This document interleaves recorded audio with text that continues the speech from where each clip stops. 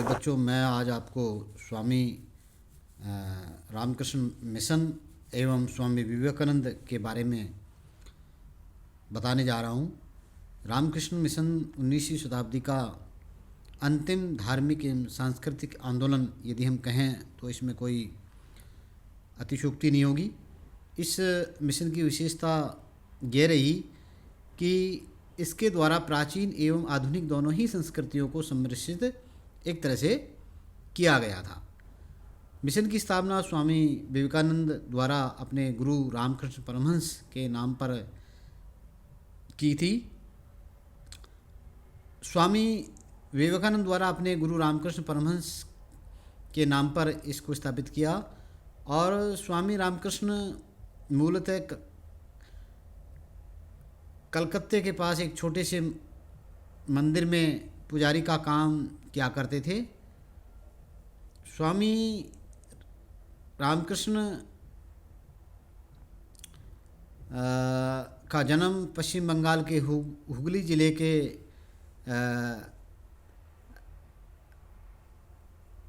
कामार प्रकुर गांव में एक ब्राह्मण के घर में हुआ था।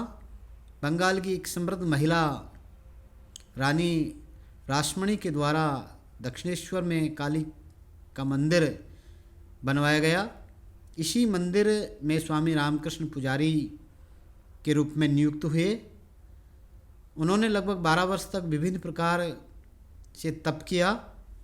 लगातार 2 वर्ष तक उन्होंने भैरवी नामक एक ब्राह्मणी सन्यासिन से तांत्रिक साधना को सीखा। इसके पश्चात उन्होंने वैष्णव धर्म की साधना प्रारंभ कर दी और कहा कि उन्होंने कृष्ण को प्रत्यक्ष रूप में देखा है। इसके उपरांत उन्होंने तोतापुरी नामक एक साधु से वेदांत साधना भी सीखी। उन्हें पूर्वी अथवा पश्चिमी शिक्षा का कोई औपचारिक विशद ज्ञान तो नहीं था, लेकिन वे एकांत में अत्यंत आध्यात्मिक जीवन व्यतीत किया करते थे। परंपरागत तरीके से संन्यास, ध्यान एवं भक्ति के द्वारा मोक्ष प्राप्त करने में उनका विश्वास था। उन्हें हिंदू धर्म में अपार श्रद्धा थी। साथ ही वह अन्य धर्मों के प्रति सहिष्णुता का दृष्टिकोण भी रखते थे। वे न केवल विविध हिंदू संप्रदायों अपितु इस्लाम एवं ईसाई मत की रीतियों एवं परंपराओं के अनुसार धार्मिक कृत्य करके अपने विश्वास की परीक्षा लेते थे। उनका मानना था कि सभी धर्म मौलिक रूप से एक समान हैं। वे मानव की सेवा को सच्चे रूप से ईश्वर की सेवा मानते थे। उनकी उदारता, रहस्यवादिता एवं आध्यात्मिकता के कारण अनेक दर्शनार्थी कलकत्ता आदि से उनके मंदिर में आया करते थे। वे अपने दर्शनार्थियों को शिक्षाप्रद रूप के माध्यम से प्रवचन दिया करते थे। धीरे धीरे उनके अनुयायियों की संख्या निरंतर बढ़ने लगी। उनके अनुयायियों एवं मिलने वालों में केशव चंद्र सेन, देवेंद्र नाथ टैगोर, बंकिम चंद्र चटर्जी, ईश्वर चंद्र विद्यासागर, शिवनाथ शास्त्री, रामचंद्र दत्त, गिरीश चंद्र घोष, देवेंद्र नाथ मजुमदार आदि प्रमुख थे।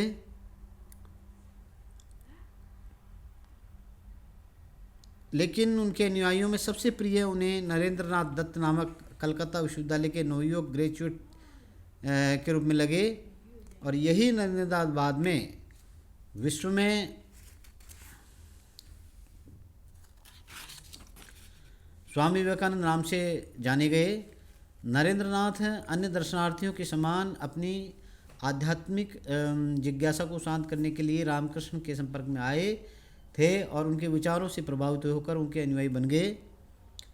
1886 में अपने गुरु की मृत्यु के बाद उन्होंने संन्यास धारण कर लिया और धार्मिक ग्रंथों का विशद उन्होंने अध्ययन किया। उन्होंने गुरु के सिद्धांतों को भारत में ही नहीं समूचे विश्व के में फैलाया।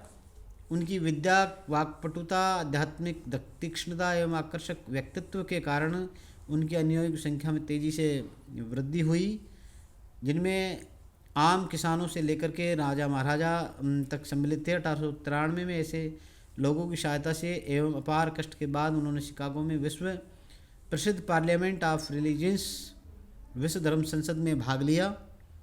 11 सितंबर 1893 को 10 बजे विश्व धर्म सम्मेलन कोलंबस हाल में शुरू हुआ और इस सम्मेलन में विविध धर्मों के प्रतिनिधियों के अतिरिक्त विश्व के बड़े बड़े दार्शनिक एवं वैज्ञानिक उपस्थित हुए। इस सम्मेलन में सम्मिलित विद्वानों में रोमन कैथोलिक सबसे बड़ा पादरी Gibbons, doctor bureaus, theosophical society की प्रतिनिधि doctor Annie Besant, Pratap Chandra Majumdar, Nagarkar आदि सम्मिलित थे। उनके पहले दिन के भाषण से ही सभी लोग भावविभोर हो उठे।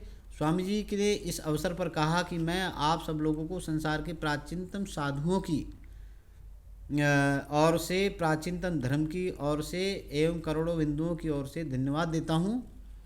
उन्होंने एक श्लोक उद्धृत किया और कहा कि मनुष्यों की रुचि विचित्र और भिन्न है, कोई सीधे मार्ग पर और कोई टेढ़े मार्ग पर चलता है, परंतु अंत में सब एक ही स्थान पर पहुंचते हैं। ठीक उसी प्रकार जैसे सारी नदियां अंत में सागर में पहुंचती हैं, मिलती हैं। उनके विचारों के कारण अमेरिका एवं विश्व के अन्य लोग अत्यधिक प्रभावित हुए और अनेक लोग उसी समय उनके अनुयायी बन गए।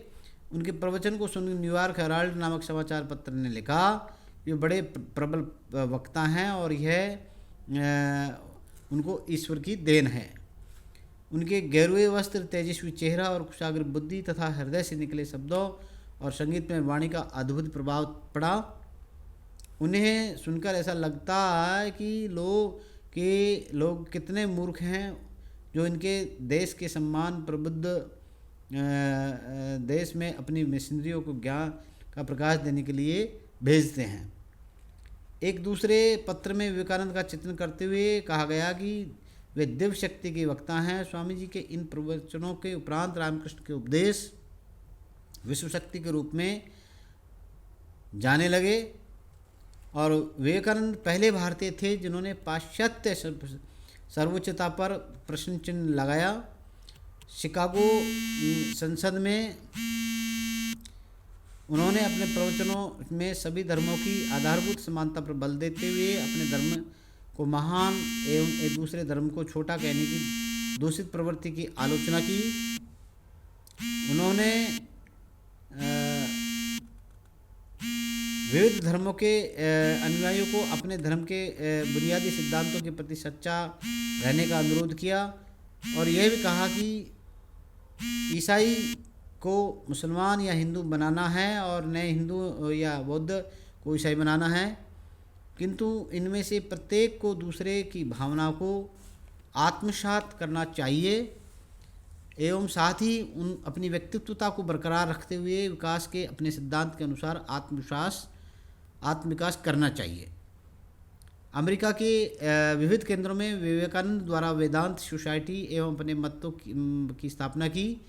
इसके पश्चात विवेकानंद ने इंग्लैंड, फ्रांस आदि यूरोपीय देशों का भ्रमण भी किया और अपने विचारों का प्रसार भी किया। इंग्लैंड में मार्गरेट नोबल नामक महिला उनके संपर्क में आई और उनकी शिष्या बन गई।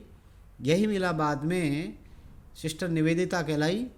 वे कलकत्ता के एक हिंदू बस्ती में रहने लगी एवं लोगों के साथ हिंदू धर्म की गहन चर्चा भी वो किया करती थी। उनके द्वारा दी वे ऑफ इंडियन लाइफ नामक पुस्तक भी लिखी, जिसमें उन्होंने बताया कि हिंदू धर्म के तत्वों को समझने के लिए सहानुभूति चाहिए। 1893 में अपने गुरु की याद में रामकृष्ण मिशन की स्थापना की और रामकृष्ण मिशन के सिद्धांतों का आधार वेदांत दर्शन बनाया। इस मिशन का उद्देश्य सामाजिक एवं धार्मिक सुधार करना रखा। उनका मानना था कि मानव के भीतर ही एक ही उच्चतम आध्यात्मिकता का विकास किया जाए। उनके अनुसार ईश्वर निराकार एवं मानव बुद्धि से परे सर्वव्यापी है। आत्मा ईश्वर का ही अंश है। विश्व के सभी धर्म मौलिक रूप से एक हैं, किंतु वे अपने विविध रूपों में ईश्वर तक पहुंचने के लिए अलग अलग मार्ग मात्र हैं। ईश्वर वस्तुतः साकार एवं निराकार दोनों ही रूपों में होता है एवं उसकी अनुभूति विविध प्रतीकों के रूप में की जा सकती है। जिस प्रकार विविध भाषाओं में प्रयुक्त किए जाने वाले विविध शब्द एक ही पदार्थ को व्यक्त करते हैं, उसी प्रकार अल्लाह, जीसस, कृष्ण वे विविध नाम हैं जिनके द्वारा ये हम ईश्वर की पूजा करते हैं। विवेकानंद कहते थे कि अगर आप ईसाई पैदा हुए हैं तो आप एक अच्छे ईसाई बनिए, यदि हिंदू पैदा हुए हैं तो अच्छे हिंदू बनिए, यदि मुसलमान पैदा हुए हैं तो अच्छे मुसलमान बनिए। उन्होंने उपनिषदों की व्यवहारिक व्याख्या करते हुए इसका मानव के लिए उपयोग करने पर बल दिया, और किंतु उनका यह मानना था कि वेदांतवादी अवधारणा करने एकमात्र हिंदुओं की संपत्ति ही नहीं है। किसरवाद संबंध में वे इस्लाम की प्रशंसा करते हुए कहते हैं कि इस्लाम में किसरवाद को मानने में सबको पीछे छोड़ दिया है। वे एक ही ईश्वर के अलग अलग नामों से उपासना करने की बात को लेकर के विविध समुदायों की आपसी झगड़ा करने के खिलाफ भी थे।